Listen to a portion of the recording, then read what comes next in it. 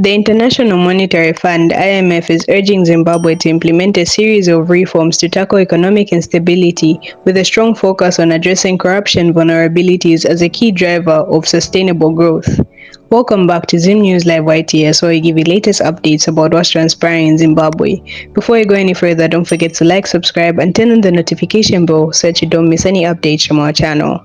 The IMF delegation has concluded a crucial mission to Zimbabwe, urging the government to implement significant economic reforms to address high inflation, currency instability, and unsustainable debt. The IMF is currently unable to provide financial support to Zimbabwe due to its unsustainable debt situation and outstanding arrears. However, the organization said it remains committed to supporting Zimbabwe through policy advice and technical assistance in various areas.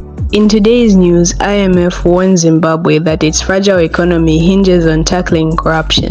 Let us know what you think in the comment section down below, and don't forget to like, subscribe, and turn on the notification bell so that you don't miss any updates from our channel.